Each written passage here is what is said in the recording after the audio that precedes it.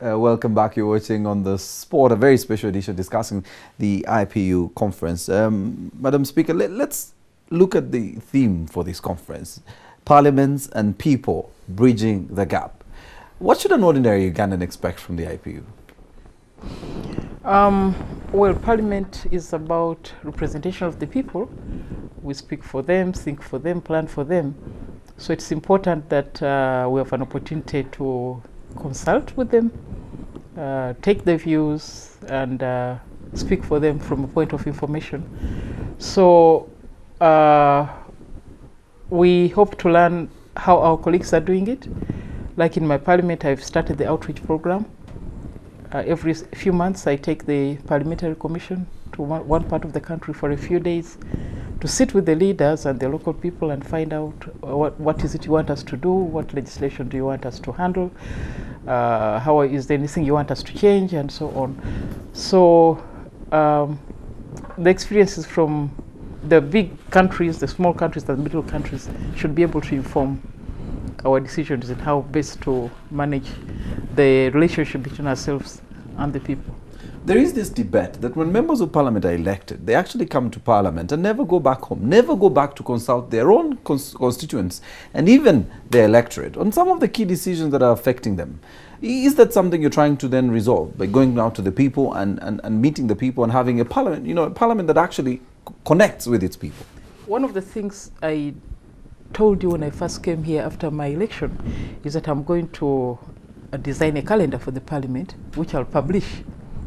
So I have done that. I've done that already, and we have announced the population, which times of the month the members will not be expected to be in Kampala because they're on recess. And I hope that it will give them an opportunity to return, because one of the things, actually I was in this studio, a lady called and said, "Madam, we're happy you're there, but can you make sure that members come back to us?" And I took it very, very seriously. So I hope that a calendar that's well known to the public and to the members will ensure that members are obliged to return and consult the people. All right. Anders, let's look at item 2 of the Assembly, and I see a consideration for possible request on the inclusion of an emergency item in the Assembly agenda. And I'm told this emergency item is something that probably came from members of parliament in Canada, and I can't remember the other country, about the uprising in Syria. And of course, your position on Syria and whether you will actually take a strong stand on the human rights abuses in Syria. Your take? There are to date, as we speak, 6 proposals tabled in relation to Syria. One of them is from the Syrian parliament itself, which doesn't want the Assembly to discuss the current situation in Syria, but would rather have us discuss the occupation of the Golan Heights. There are 5 proposals to discuss the current situation of Syria, and I think it is, the members will decide, but I think it is a fairly foregone conclusion that the members will tend to want to discuss the situation as it is today in Syria. Those proposals come from the parliaments of the United Arab Emirates, from Egypt, from Canada, from France, and then today there was a proposal from Iran that also would like to add some other elements to that discussion, but also to discuss the situation in Syria. Will the IPU take a stand? Well, the IPU has, through its presidents, taken several public stands, very unequivocally denouncing the violence and calling for a dialogue to resolve the issue. I think that the expectation I think most people have is that the conference and the Assembly here will take a clear stand. Most of the proposals that I have seen is asking that the IPU pronounce itself in support of the international peace plans that have been presented both by the Arab League and most lately by Kofi Annan and the United Nations Security Council. And I would expect that would be where the debate will take place. What is interesting here, again, is the political diversity that you find represented here in Kampala, and all the countries who participate through their governments in debates, including all those who sit, for example, like China, Russia and others, on important posts in the UN. They are here through their parliamentary delegations and will take part in this, and I think that is something that people will be looking at. All right, and of course wanting to know their positions. There is something that also came out in some of your resolutions, the fact that you normally also either ban or bar some countries from attending, being IPU members, especially when there are circumstances. But there are those who are asking, how come Syria actually is still a member of the IPU as this is ongoing? Because you have countries that actually are not part of the IPU. Well, you know, there you talk about the very fundamentals of our organization. The IPU was created as an organization to promote peace through political dialogue. And if we all agree amongst each other, we're not going to achieve very much. We have to make sure that those who we disagree with have a part in that discussion. And therefore the IPU is always aimed for being as inclusive as possible. And for as long as we're talking about a parliament that is a parliament in the laws of the country, in other words, it holds government, has oversight powers, it has legislative powers, it is a parliament that can become a member of the IPU. The IPU has not sanctioned a parliament because it violates democratic or human rights rules. It tries to influence the parliament and the country through the parliament, and we do a lot of that kind of work in the IPU, but we don't exclude them from the process. So I expect that there will be a delegation from the Syrian parliament present here in Kampala, as there have been in recent meetings, and I expect that that delegation will hear a lot from their colleagues in the course of these days about what they think and recommend in relation to the situation in their country. All right, my final question, yes, you want... Anders, I just wanted to inform Maurice that the IPU made a big success in Saudi Arabia. You remember for a long time, women were not allowed even to stand for elections or to vote, but through engagement with the IPU, at the lower level, they've started allowing them to vote. So I thought that as a very good example of long-term engagement. You need to invest in it, but it has finally worked. All right. Just before I get to you, because I really want to, I'm sure you're excited about this IPU. I want to hear your word. Let me get to you, and as I am told, Uganda is the 7th African country to host the IPU conference. Right. And you seem to say that actually, for the conference to be held in Africa, seem to actually resonate with some of the ideas and objectives of the IPU, that this is actually the place probably the IPU should be host all the time. Absolutely. The IPU finds its origins more than 120 years ago in Europe. It is today a global institution, and it brings together just about all parliaments in the world. Having said that, most of its meeting has been held in the north, and it is only I would say, particularly in the last 15 to 20 years, that the IPU has started to have more of its meeting in developing countries. It so happens that in Africa we started very late with that, and I think we are playing catch up, and I think it's very important that we do that, because it is important for all the members of parliament to get a sense for the reality of African countries. And they actually have a lot to learn from African countries.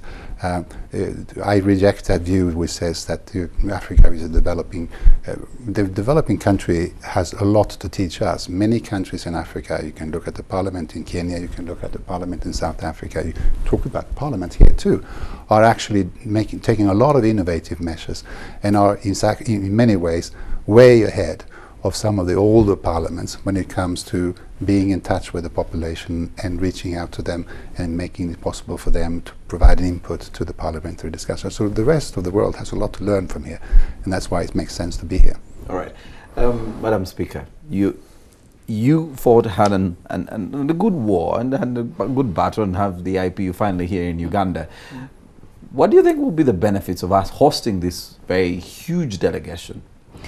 First, the biggest one is that this is a wonderful opportunity to market the country. If each delegation has 5 members, that's 5 more people in the world who know about Uganda, from everywhere, from every corner of the world. And in the next 3-4 years, 1 or 2 may come back for a visit, or they may come for investment. So marketing is the first one. Then the second one is that we are going to be able to learn best practices from one another. There's a lot we can learn. And the economy, you know, if everybody were to pay just $100 per night, per room, we are earning $1 million a day just from accommodation. Don't talk about the food or anything else. Some rooms are $1,000, some rooms are $200, some are $300. So there's direct income coming into this country through this conference. So for me, I think the main thing is really marketing the country. So at the end of this conference, everybody in the world will know that there's a country called Uganda. Thank you. Yes. All right, and as your final take, really, because we are wrapping up now, you have the 126th IPU. You've been in the IPU for over 20 years.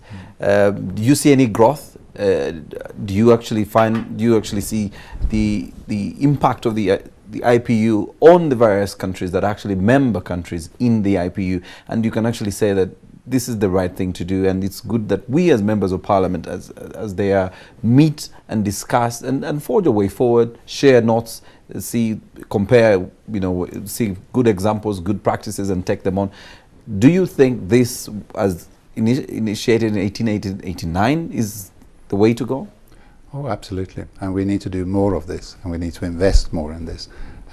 There are very concrete examples of how this is very helpful to countries all over the world, how parliamentary institutions are becoming stronger, how they are better at upholding human rights, how there is a much greater awareness and now work to make sure that they deal with gender equality issues and equality issues generally, not just gender, in a much better way. So there are huge benefits to this. We may not be the best at marketing ourselves, and it is a little bit to do with the fact that it's a political organization that is very, very diverse in its composition, and it is difficult sometimes to speak with a very single, clear voice on some of the issues because of that diversity. And it's also difficult sometimes because some of the work we do by necessity is delicate when we are going to Togo to talk to the authorities to get the former prime minister and leader of the opposition, Agboibo at the time, I'm talking about we got him out of jail. We went to visit him and we got him out of jail. And I can name numerous examples of individuals like that. That act of doing that is not done in the broad daylight. It's a lot of negotiation. So the result is eminently positive for democracy, but we are maybe not able to market the way we should. So we should do not less, we should do a lot more of this. And my final word on that is that what we see today is that all these situations where we are coming out of conflicts, where we are coming out, whether they are internal or between countries, and where we're coming out of democratization processes and we're involved in them, every one of them has one thing in common. There is a national agreement that there has to be a better governance, and it must mean a parliament that is representative of the diversity of society. And what we need to be doing, and what we are being asked to do in Tunisia, in Egypt, in Myanmar, in Maldives, around the world, is to help them, because that is what we are good at as an institution. Thank you very much, Anders. And Madam Speaker, you have a huge program ahead of you. Briefly, where does it start? Where does it end? And take us through it. The program of the IPU? Yes. Well, today we had the executive committee meeting. It will continue tomorrow. Then on Saturday we have the official opening, yes. And then the plenary meeting begins on Sunday. Runs through about Wednesday. But in between, the standing committees will be meeting. The Committee of Human Rights will have started already. We shall also have a number of panels on interesting subjects alongside the standing committees. The women parliamentarians will meet. That's very, very important. And I hope you will be saying to each other that we need to increase our numbers. Absolutely. And then we shall have a final cultural gala on the 4th of April. So I'm looking at this as a very, very important and historic event for Uganda, a celebration of our transition from the traditional society to colonialism to independence.